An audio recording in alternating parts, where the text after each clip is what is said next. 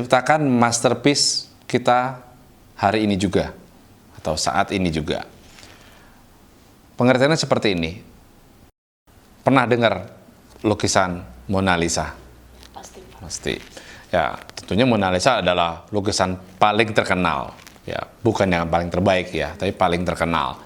Dilihat orang, paling dibicarakan, paling sering dikopi dengan foto-foto lain, become a popular culture icon. Mona Lisa, karya Leonardo da Vinci. Ya, kalau kita lihat, apakah sang Leonardo pada saat itu tahu bahwa lukisan Mona Lisa dia akan menjadi seterkenal sekarang? I don't think so. Ya, kalau kita lihat lagi, lukisan portrait istilahnya ya memang pada saat itu, yaitu gantinya fotografi kan, dimana kita ya tentunya ingin diabadikan lah lewat fotografi pada saat ini. Dulu belum ada teknologi tersebut, maka ya hal yang umum, ya, very common orang untuk dilukis. Nah, ya Mona Lisa itu adalah istri dari seorang pedagang ya, kain ya.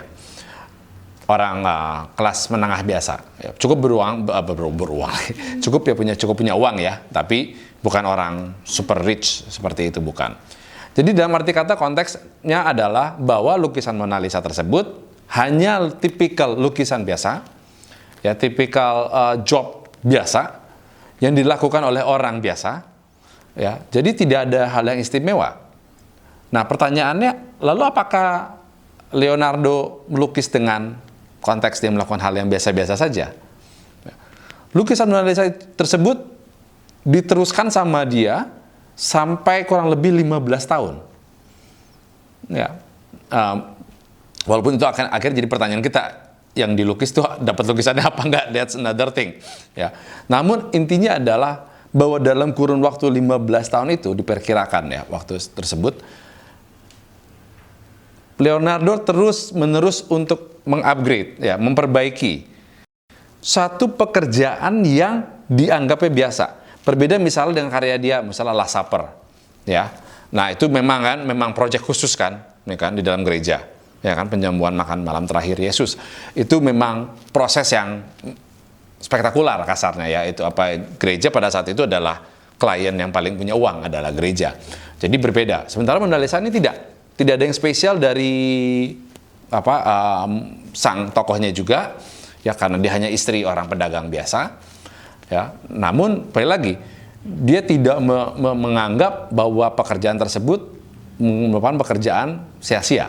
Jadi lukisan Mona Lisa tersebut kembali lagi bukan lukisan yang luar biasa. Itu berasal dari pedagang yang biasa, ya, berbeda dengan lukisan yang dari gereja, merupakan istilahnya klien yang paling banyak uang pada saat tersebut, ya. Lukisan Last Supper adalah lukisan yang sangat spesial. Sementara lukisan Mona Lisa adalah lukisan yang biasa-biasa saja.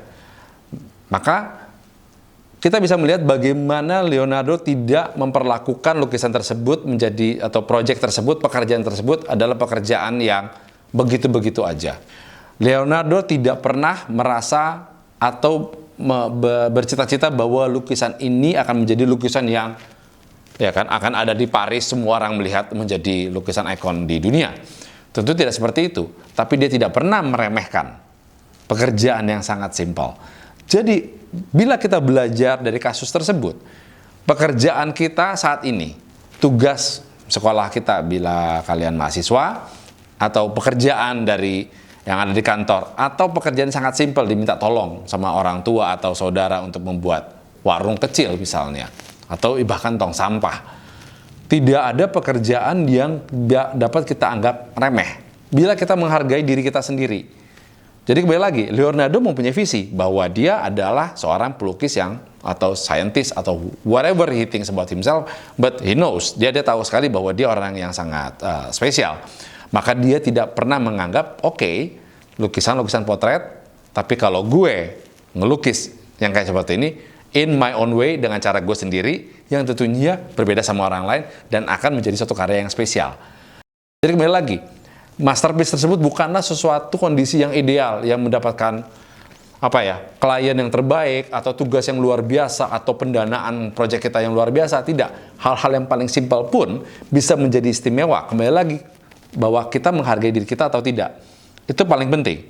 Jadi sebenarnya, kembali lagi setelah misalnya pembicaraan kita saat ini, coba lihat apa yang kita lakukan sekarang.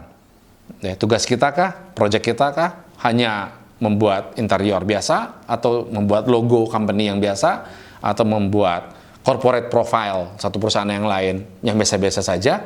Namun kita harus fokus bahwa bukan itu. Nah, jadi kembali lagi kita harus kembali ke diri kita sendiri.